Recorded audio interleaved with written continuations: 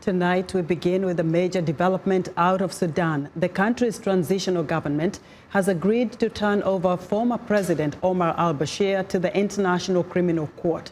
News of the decision came Tuesday after meetings in South Sudan's capital, Juba, between the Sudanese government and rebel groups from Sudan's Darfur region. Speaking to VOA, Ahmed Toogood, a representative of the rebel Justice and Equality Movement, says the sides agreed all 4 Sudanese nationals indicted by the ICC will be turned over to the Hague-based court for trial, including Bashir.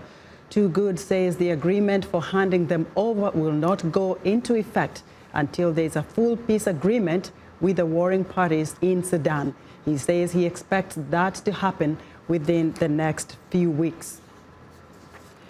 The Sudan News Agency reports the government and Darfur rebel groups have agreed the ICC arrest warrants are key to achieving justice in Darfur, where rebels have fought the Sudanese government since 2003. The SNA report did not mention Bashir by name.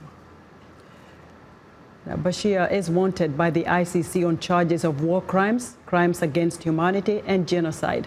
ICC prosecutors say Bashir tried to destroy civilian populations in Darfur through a campaign of murder, rape, pillaging, and other crimes. He was ousted by Sudan's military in April 2019 after 30 years of rule. For more discussion on the story, joining me is John Tanza, managing editor of VOA South Sudan in Focus radio program.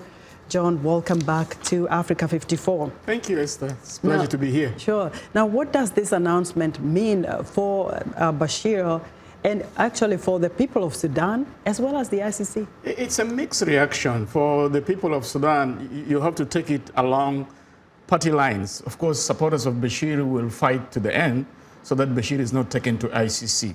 But supporters of the military council, the new government in Sudan, are greeting this with happiness, especially people from Darfur, because since the war started in 2003, the people of Darfur have pointed fingers at Bashir for commanding responsibility. He was the commander-in-chief of the army.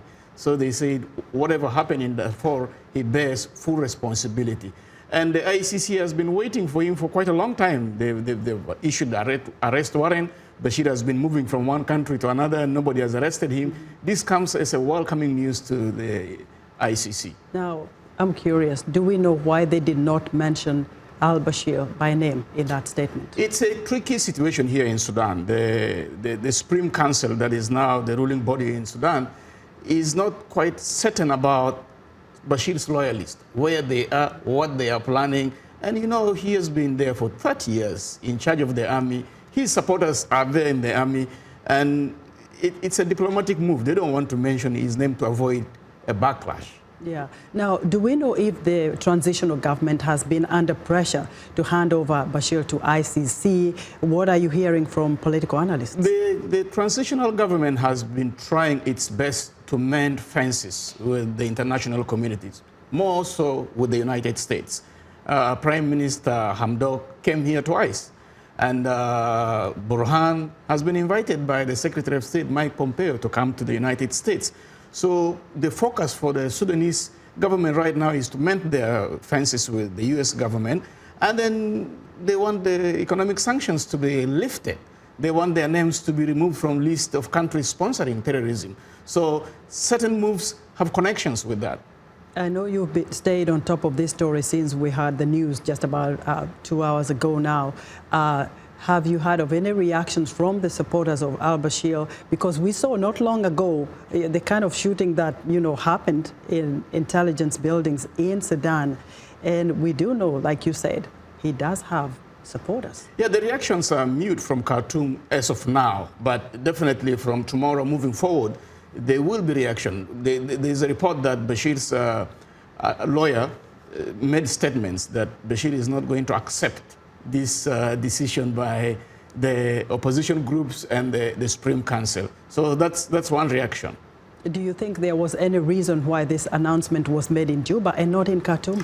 Well, it was made in Juba specifically because the government of South Sudan has been mediating talks between the Supreme Council and various opposition groups in Sudan, specifically the rebel groups in Darfur, southern Kordofan, and the Blue Niles. So this decision was reached during some of the agreements that the groups have signed.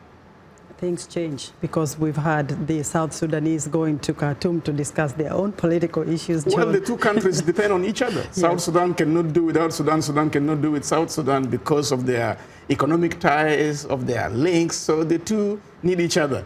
Right. Thank you so much, John, for your insight. My pleasure. Right. My pleasure.